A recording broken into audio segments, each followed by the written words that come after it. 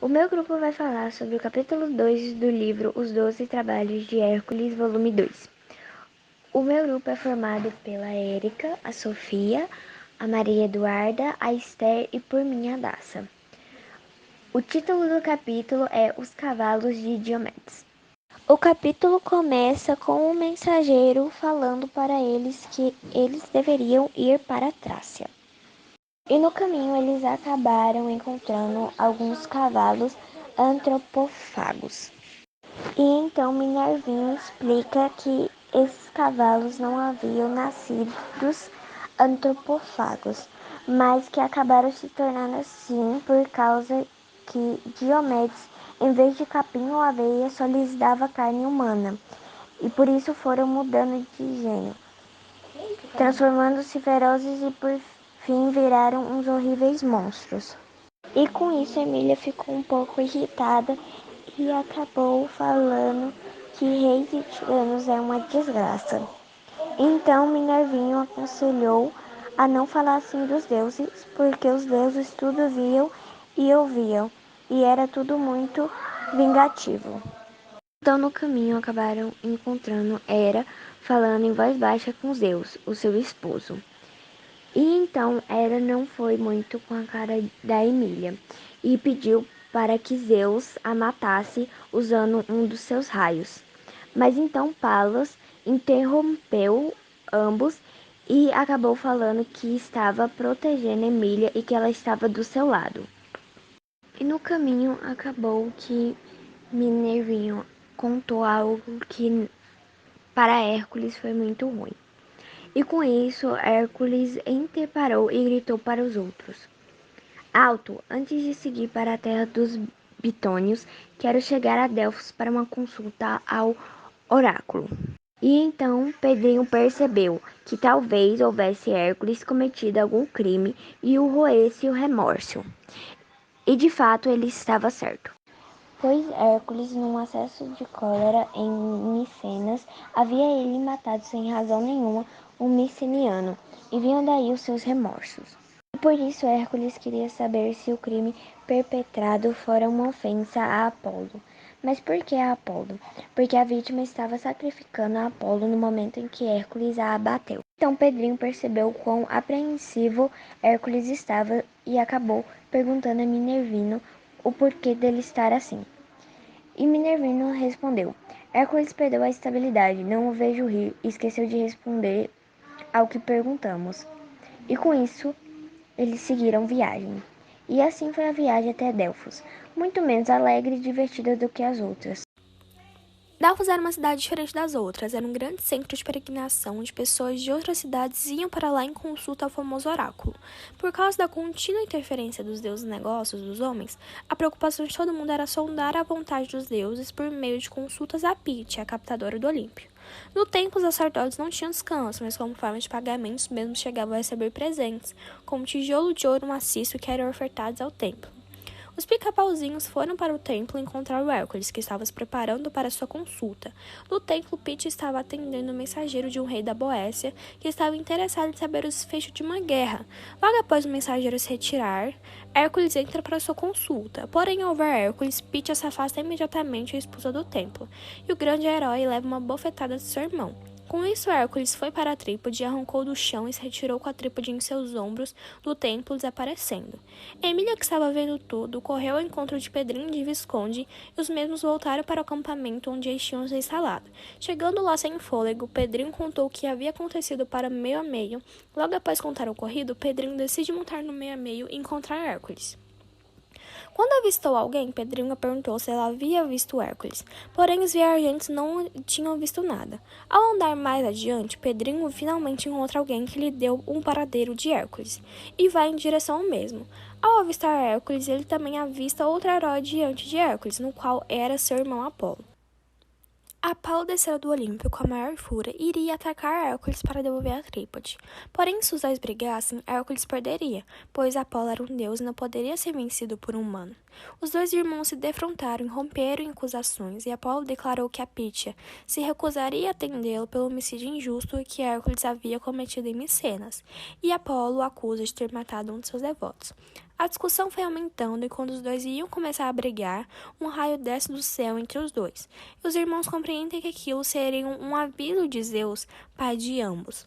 Palas interviu a fúria do herói e Hércules calmo acabou cedendo, admitindo que ele era o errado e que realmente havia matado o devoto de Apolo e roubado a trípode. Então ele devolve a trípode a seu irmão e retorna para o acampamento. No acampamento, Hércules conta que Hera fez ele matar o devoto de seu irmão e roubar a trípode, desse modo ofendendo mortalmente seu irmão. E Hércules diz que não passa de um jogo entre os deuses do Olímpio. Acalme-se, Hércules. Hércules tinha cóleras hercúleas e não passava com facilidade igual a dos homens. Tinha acabado de fazer as pazes com Apolo, porém remoía e refervia lá por dentro, como refervem as larvas de um vulcão. Isso pode explicar o porquê de ter dado uma volta enorme para ir até a Trácia, pois, em vez de ir pelo caminho mais curto onde todos iam, resolveu ir pela Líbia. Disse que precisava espairecer, pois o fogo da cólera ainda o queimava por dentro. Para isso, Hércules deveria passar por um gigante, feito assim Emília teve uma ideia para o vencê-lo. Então, ele foi para sua viagem em festa. Anteu era um terror da Líbia. Ele sempre provocava e chamava para a luta todos os estrangeiros que passavam por lá. Matava-os e com os ossos construía um templo em honra a Netuno, seu pai. Para chegar até lá, Hércules tinha que atravessar o Mediterrâneo e surgiu um problema, o meio a meio, mas deram um jeito. A entrada de Hércules em Tigem foi uma verdadeira triunfal, pois tinha fama de ser um grande herói heleno. Anteu, então, desafiou Hércules a uma luta. Nisso, Hércules aceitou. Todos se reuniram na praça para verem a batalha, e todos com esperança de que Hércules o vencia. A luta foi corpo a corpo, sem armas. Hércules venceu a luta usando o plano de Emília. Feito isso, então, todos ficaram em festas, pois tinham acabado de se libertar do seu rei, que era muito mau, por sinal. Fizeram banquetes para Hércules com bastante comidas. Porém, no outro dia, alguém deveria ser sacrificado no altar de Zeus.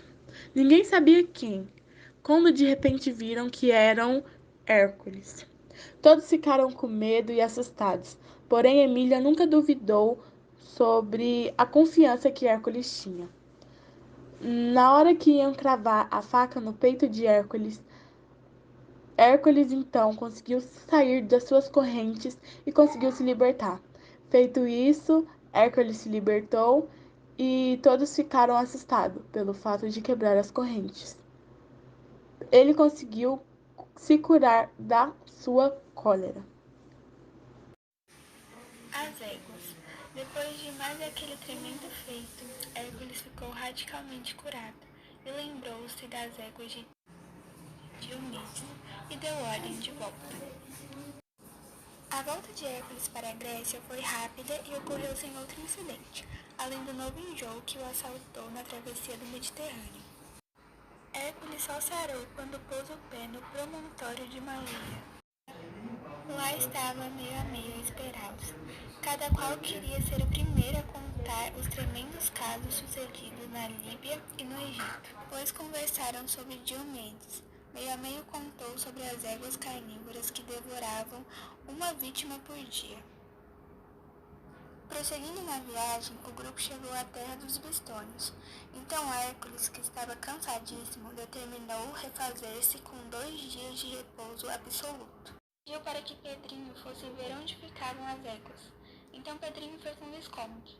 As éguas viviam num estábulo de granito, solidamente acorrentadas.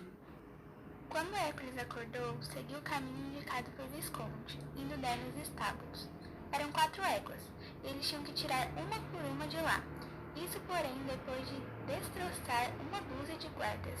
Hércules levou uma por uma das éguas para a vila de Abdeiros. Disse que iria trazer a sobremesa que essas devoradoras de gente mereciam. Disse e voltou para desafiar Diomedes e suas forças. O exército foi facilmente derrotado e Diomedes aprisionado. Quando Hércules chegou onde as éguas estavam, passou por uma grande decepção. As éguas haviam devorado seu pobre amigo. Porém, mesmo assim, Hércules preferiu mantê-las vivas e levá-las a Euristeu, pois do contrário, o rei não acreditaria na realização do 8º trabalho de Hércules. Então lá foram eles levarem as éguas de Trácia até Micenas. Chegou lá e o rei mandou soltar as éguas, e Hércules obedeceu. Porém, quando ele chegou onde as éguas estavam, ficou sabendo que elas foram devoradas por lobos. No outro dia, o rei deu um novo trabalho para Hércules, que era pegar o cinto da rainha das Amazonas. Hércules estava apreensivo e com medo, porém foi mesmo assim. Só que algo aconteceu. Emília perdeu a voz e só conseguiu ouvir e responder por escrito. A mudez de Emília foi um sério transtorno para o herói e para os outros. Sem Emília, ninguém se arrumava. Ela era a alma do bando. Então Hércules decidiu que a restauração da voz da Emília era muito mais importante do que pegar o cinto. A mudez de Emília. Misteriosamente, Emília tornou-se muda e, como não achavam resposta lógica para isso, assentaram que tal coisa era uma vingança de Juno. Emília então começou a adorar a deusa de todas as formas possíveis. Sua tristeza era tão grande que até mesmo Hércules sentiu pena dela. Certo dia, um mensageiro apareceu e disse que isso era vingança de Hera. Pedrinho disse que ele deveria voltar para o Olimpo para conversar com Palas sobre o caso de Emília. Chegando ao Olimpo, encontrou os deuses a se banquetearem. Zeus estava comentando sobre a briga entre Apolo e Hércules, e dizia que seus filhos, os deuses, só o decepcionavam, por Hera e Apolo se revoltarem contra Hércules. Zeus disse que estava do lado de seu filho Hércules, pois sabia que ele não era mau. Juno, já fora de si, estava quase dizendo algo, quando Minerva entrou na sala dos banquetes e chamou Palas.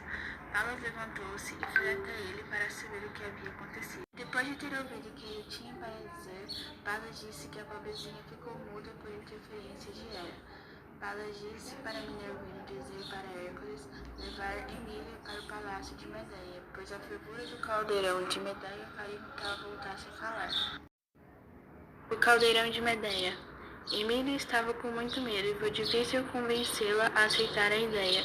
Minervino disse que a fervura da feiticeira era mágica e que tinha vários efeitos. Com muito medo, ela escreveu um papelzinho que queria estar adormecida quando fosse entrar no caldeirão. Já no palácio, Medeia aceitou curar Emília, mas Hércules já estava com uma dívida com ela por conta da cura de Visconde. Ela ficou tão assustada que começou a falar sem perceber, mas acontece que Zeus curou a pobrezinha ao saber que a mesma estava se tremendo de tanto pavor da faca de Medeia. Emília disse que queria metade do pomo, pois a Medeia não precisou fazer nada para curá-la. Mas a feiticeira ficou com tanta dó de partir aquele pomo ao meio que ofereceu a Emília uma varinha de condão. A bonequinha ficou tão encantada que aceitou a varinha e voltou para o acampamento completamente feliz. Pedrinho disse que Emília tinha um pomo de ouro e com isso podia pagar tanto a cura de Visconde quanto a cura da própria mudinha. Medeia ficou super interessada no pomo de ouro, então acabou que esse foi o pagamento. Porém, quando o processo de cura começou, Emília ficou tão assustada que correu e se segurou em Hércules.